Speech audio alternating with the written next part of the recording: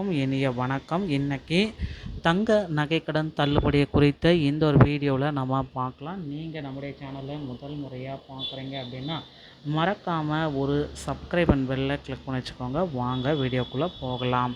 தமிழ்நாடு அரசு கூட்டுறவு வங்கிகளில் வழங்கப்பட்ட 5 சவரன் அதாவது 40 கிராமுக்கு உட்பட்ட தங்க நகைகளை தள்ளுபடி செய்வது குறித்த முக்கிய அறிவிப்புகளை இந்த வீடியோவின் மூலமாக நம்ம பார்க்கலாம். இச்சலுகைகளை பெறுவதற்கு சரியான குடும்ப அட்டை மற்றும் ஆதார் எண் விவரங்களை வழங்கியிருப்பது அவசியமான நிபந்தனைகளுக்கு உட்பட்டது.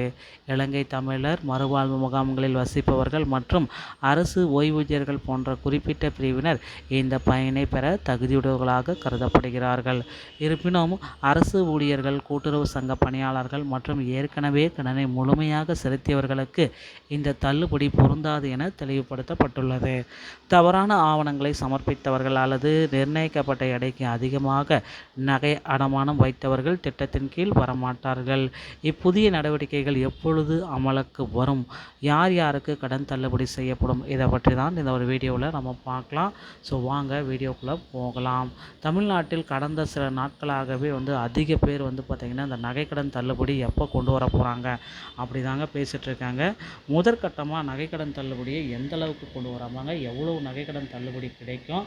ஸோ நகைக்கடன் தள்ளுபடியை முதல்வர் விஜய் தேர்தல் அறிக்கையில் குறிப்பிடினாலும் நகைக்கடன் தள்ளுபடி அறிவிப்பை வெளியிடுவாரா மாட்டாரா, இதை பற்றின ஒரு முக்கியமான அறிவிப்புகள் தமிழகத்தில் எதிர்பார்ப்புகள் அதிகரிக்கு. அரசு மற்றும் கூட்டுறவு வங்கிகளில் நகை அடமானம் வைத்து கடன் பெற்றவர்கள் மத்தியில் தான் இந்த எதிர்பார்ப்புகள் அதிகமாக இருக்குது. நிறைய பேர் என்ன பண்ணுறாங்க அப்படின்னா கூட்டுறவு வங்கிகளில் போயிட்டு அவங்களுடைய பெயர் இருக்கா இல்லையா அப்படின்ட்டு எல்லாமே செக் பண்ணுறாங்க.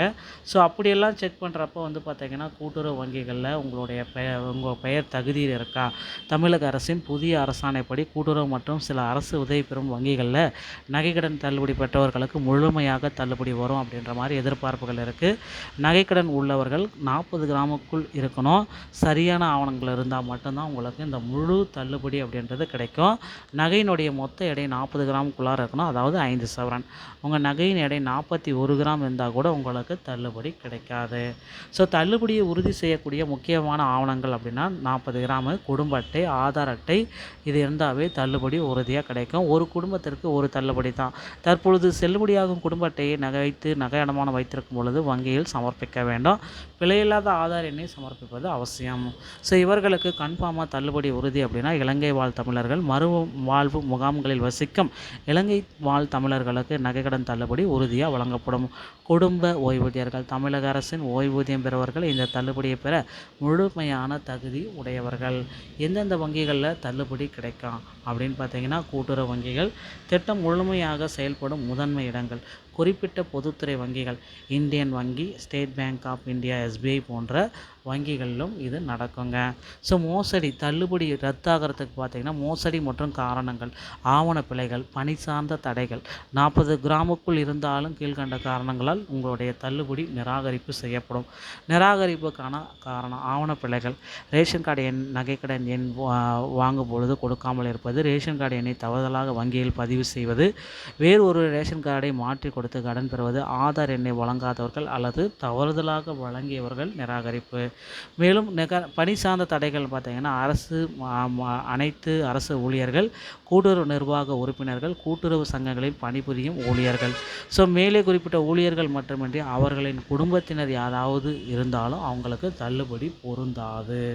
கடனை முழுமையாக செலுத்தியவர்களுக்கும் இந்த தள்ளுபடி பொருந்தாது. போலி நகை வைத்திருந்தாலும் உங்களுக்கு இந்த தள்ளுபடி பொருந்தாது.